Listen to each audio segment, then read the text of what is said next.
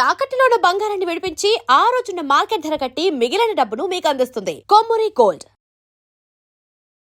నమస్తే, నేను ముఖేష్. ఈరోజు మనతో పాటు ఉన్నారు ప్రముఖ జ్యోతిష్య వాస్తు పండితులు, జ్యోతిష్య వాస్తు శిక్షణ నిపుణులు, శ్రీ లలితాదేవి ఉపాసకులు బ్రహ్మశ్రీ నానాజీ పట్నాయక్ గురువు గారు.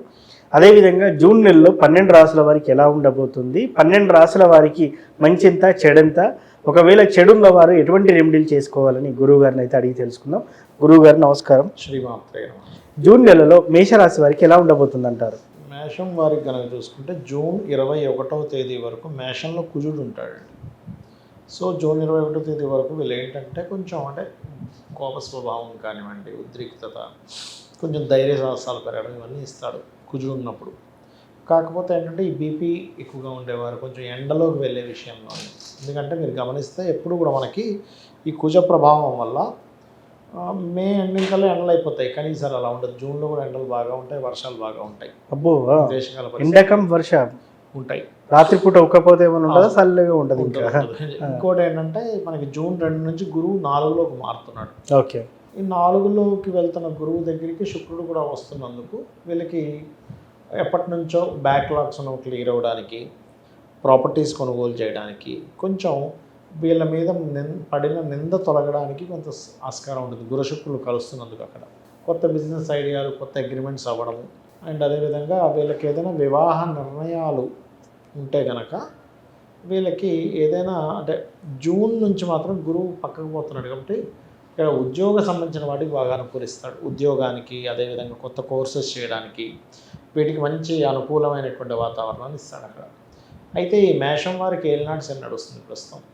సో ఏలినాటి శని నడుస్తుంది కాబట్టి ఏలినాటి శని యొక్క ప్రభావం దేని మీద పడుతుంది అంటే ఇన్వెస్ట్మెంట్స్ ఏవైతే ఉంటాయో లాంగ్ టర్మ్ ఇన్వెస్ట్మెంట్స్ చేయాలి, కానీ షార్ట్ టర్మ్ చేయొద్దు. అయితే ఏలినాటి శని ప్రభావం కూడా తగ్గుతుంది ఈ జూన్ మాసంలో వీళ్ళకి. గురువు 4వ భావంలోకి వెళ్ళి 12వ స్థానాన్ని చూస్తాడు కదా, దానివల్ల కొంత తగ్గుతుంది. ప్లస్ దీంతోపాటు బిజినెస్ రిలేటెడ్ సంబంధించిన దాంట్లో కూడా ఆన్లైన్లో చేసే బిజినెస్లు బాగా కలిసి వస్తాయి వీరికి చెప్పాలంటే. ఇక 5వ స్థానంలో కేతు ఉన్నాడు కాబట్టి రాజకీయ రంగాల్లో ఉండేవారు కానీ ఏదైనా నిర్ణయాలు తీసుకునేటువంటి స్థానంలో ఉండేటువంటి వారు మాత్రం కాస్త జాగ్రత్తగా నిర్ణయం తీసుకోవాలి, పంచమంలో కేతు ఉన్నందుకు. ఇక సంతానం విషయంలో కూడా కొంచెం ఎడబాటు, అంటే సంతానం కొంచెం దూరంగా ఉండడం, సంతానం విషయంలో కొన్ని ఎడబాట్లు కనబడుతున్నాయి. మరియు అదేవిధంగా వీరికి కన్స్ట్రక్షన్ రంగాల్లో ఉండేటువంటి వారికి, మరియు అదేవిధంగా రియల్ ఎస్టేట్ రంగాల్లో ఉండేటువంటి వారికి, అగ్రికల్చర్ రంగాల్లో ఉండేటువంటి వారికి మంచి అవకాశాలు రావడం, ఫైనాన్షియల్గా గ్రోత్ పెరగడం అనేటువంటిది చూపిస్తుంది చెప్పాలంటే. వీళ్ళు ఎక్కువగా గణపతి యొక్క ఆరాధన ఎంత చేస్తూ ఉంటే అంత బాగుంటుంది వీరికి. రాసుల వారికి ఇలా ఉన్నప్పటికీ కూడా దేశకాల మాన పరిస్థితుల ప్రకారం ఎలా ఉండబోతుంది అంటారు గురువు గారు? ఫస్ట్ ఆఫ్ ఆల్ ఏంటంటారండి, కుజుడు మీరు గమనిస్తే అంటే జూన్ మాసంలో కూడా కుజుడు ఉంటాడు. మే నుంచే మనకి 11లో సంచరిస్తున్నాడు, మే 11 నుంచే కూడా. కాబట్టి దీనివల్ల ఏంటంటే ఎండ ఎక్కువగా ఉంటుందండి. వద్దన్నా మళ్ళీ మనం అంతా చల్లారిపోయింది అనుకునేది కాస్త మళ్ళీ యుద్ధం పెరగడము, వైరస్లు రావడము, గురువు కర్కాటక రాశిలోకి సంచరిస్తున్నందుకు. అందుకని నీరు తాగే వాళ్ళు కాస్త చల్లార్చిన నీళ్ళు తాగడం మంచిది. అండ్ అదేవిధంగా కొన్ని ఎలా అంటే జల ప్రళయాలు అంటూ ఉంటారు, అటువంటివి కూడా కొంచెం చూస్తారు ఈ జూను 2వ తేదీ నుంచి ఎప్పుడైతే కర్కాటకంలోకి వస్తున్నాడు. ఎప్పటి వరకు? అది ఒక 5-6 మంత్స్ ఎక్కువ ఉంటుందండి, 1 year ఉంటుంది పూర్తిగా. అదేవిధంగా ఈ ధరలు పిచ్చి పిచ్చిగా పెరగడం, తగ్గడం, కొన్ని చమురు ఇట్లాంటివి లోటు రావడం లాంటివి చూపిస్తున్నాయి. అయితే నేను చెప్పేది ఏంటంటే ఇక్కడ వీళ్ళ రాశి నుంచి అంటే ఇప్పుడు చూడండి, మామూలుగా అయితే మే ఎండింగ్ అయిపోయి ఎండ అయిపోద్ది. అవును. కానీ ఈసారి ఏమవుతుందంటే జూన్లో కూడా ఎండ వాన 2 పెరుగుతాయి. ఓకే. ఒక పక్క వర్షము వస్తుంది, ఒక పక్క మళ్ళీ విపరీతమైన ఎండలు వస్తూ ఉంటాయి. అంటే ఈసారి ఎక్కువ కాలం ఎండాకాలం ఉంటుంది చెప్పాలంటే. ఓకే. అయితే మనం ఈ గోచార ఫలితాలు చెప్పుకున్నాం కదా, ఈ గోచార ఫలితాలతో పాటు ఎప్పుడూ కూడా వీళ్ళ పర్సనల్ చార్ట్లో పూర్వజన్మ కర్మని ఇచ్చే గ్రహం ఏంటో పట్టుకోగలగాలి. అది పర్టికులర్గా మనకి ఒక్కొక్క లగ్నానికి ఒక్కొక్కరు ఉంటారండి. మేషం వాళ్ళకి బుధుడు శని. సో బుధ శనులకి ఎక్కువ దానాలు ఇస్తుండాలి, అంటే నువ్వులు, మినుములు, మన పెసలు. వృషభం వారు అనుకోండి వాళ్ళకి గురువు అవుతాడు, శనగలు ఇస్తూ ఉండాలి ఎక్కువగా. మిథునం వారు కందులు ఎక్కువగా ఇస్తుండాలి. అండ్ కర్కాటక రాశి వారు ఎక్కువగా వీళ్ళు ఇవ్వవలసింది ఏంటంటే బొబ్బర్లు ఎక్కువగా ఇస్తూ ఉండాలి. సింహం వారికేమో నువ్వులు, పెసలు. కన్యవారికి పర్టికులర్గా బియ్యం ఎక్కువగా దానం ఇస్తూ ఉండాలి కన్యవారు.